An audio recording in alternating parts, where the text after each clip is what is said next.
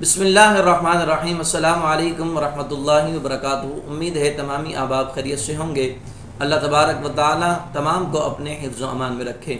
آج انشاءاللہ تبارک و تعالی ہم حضور علیہ کی صلاۃ والسلام کی صاحبزادیوں کے حوالے سے گفتگو کریں گے کہ سرکار دو عالم صلی اللہ تعالی علیہ وسلم کی کتنی صاحبزادی تھی۔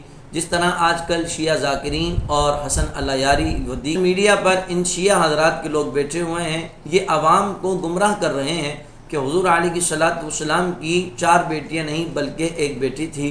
اور مزے کی بات تو یہ ہے کہ خود شیعہ مذہب کی ابتدائی بنیادی کتابوں میں واضح طور پر لکھا ہے کہ سرکار دو عالم صلی اللہ تعالی علیہ وسلم کی 4 بیٹیاں تھیں۔ آج انشاءاللہ ہم شیعہ مذہب کی بنیادی کتابوں سے یہ بات پیش کریں گے کہ حضور علیہ کی صلاۃ والسلام کی 4 ہی بیٹیاں تھیں، حضرت زینب، حضرت رقیہ، حضرت ام کلثوم اور حضرت سیدہ فاطمہ الزہرا رضی اللہ تعالی عنہا۔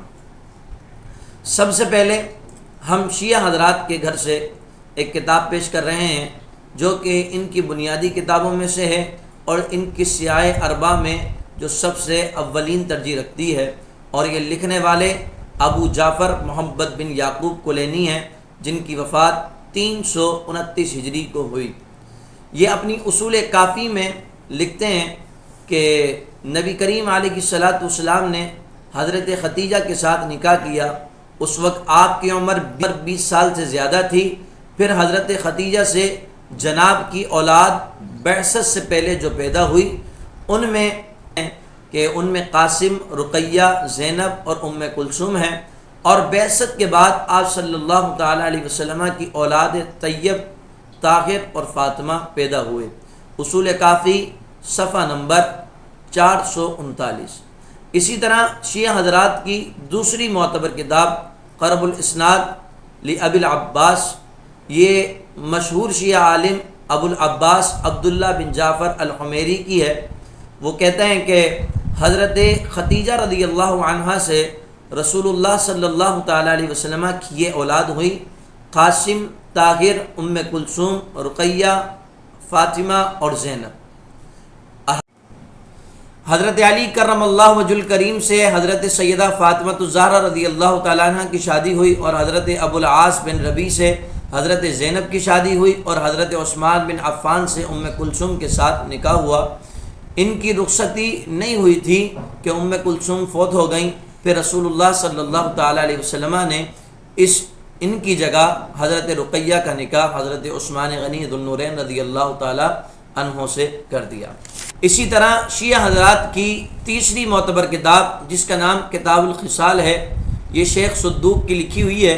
وہ کہتے ہیں صفحہ نمبر 375 پر کہ رسول اللہ صلی اللہ تعالی علیہ وسلم نے فرمایا: اللہ تبارک و تعالی حضرت خدیجہ پر رحم فرمائے کہ ان کے بطن سے میری اولاد ہوئی، طاہر جس کو عبداللہ کہتے ہیں اور وہی مطہر ہیں، اور خدیجہ سے میرے ہاں قاسم، فاطمہ، رقیہ، ام کلثوم اور زینب پیدا ہوئیں۔ اسی طرح شیعہ مذہب کی چوتھی کتاب جس کا نام انوار نعمانیہ ہے، یہ شیعہ حضرات کے محدث نعمت اللہ الجزائری کی لکھی ہوئی ہے۔ یہ 11ویں صدی ہجری کے ان کے جلیل القدر محدث ہیں۔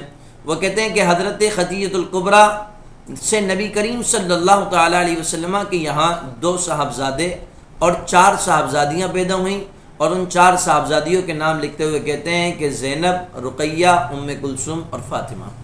اسی طرح 5ویں کتاب حیات القلوب، اس کا صفحہ نمبر 728 جلد نمبر 2، یہ لکھی ہوئی ہے ملا باقر مجلسی کی۔ وہ کہتے ہیں کہ حضرت خدیجہ الکبریٰ سے حضرت جناب رسول کریم صلی اللہ تعالی علیہ وسلم کے ہاں پہلے فرزند عبداللہ پیدا ہوئے، جن کو طیب اور طاہر کے ساتھ بھی ملقب کیا جاتا ہے، اور ان کے بعد قاسم پیدا ہوئے، اور بعض علماء کہتے ہیں کہ قاسم عبداللہ سے بڑے تھے، اور 4 صاحبزادیاں پیدا ہوئیں: زینب، رقیہ، ام کلثوم اور فاطمہ۔ اسی طرح باقی کتابوں کے نام میں آپ کو بتا دیتا ہوں، ان میں بھی اسی طرح لکھا ہے۔ منتہی الاعمال شیخ عباس قمی کی، اور دوسری تاریخ یعقوبی، اور نہج البلاغہ، کشف الغمہ، مشہور شیعہ عالم علی بن عیسیٰ ازبیلی، اور اسی طرح تنقیح المقال شیخ عبداللہ مامقانی کی۔ یہ شیعہ حضرات کی یہاں معتبر کتابیں جانی جاتی ہیں۔ اس کے علاوہ بھی ہمارے پاس بہت سارے حوالہ جات ہیں جس سے یہ بات ثابت ہوتی ہے کہ حضور علیہ کی صلاۃ والسلام کی ایک صاحبزادی نہیں بلکہ حضور علیہ کی صلاۃ والسلام کی 4 صاحبزادیاں تھیں۔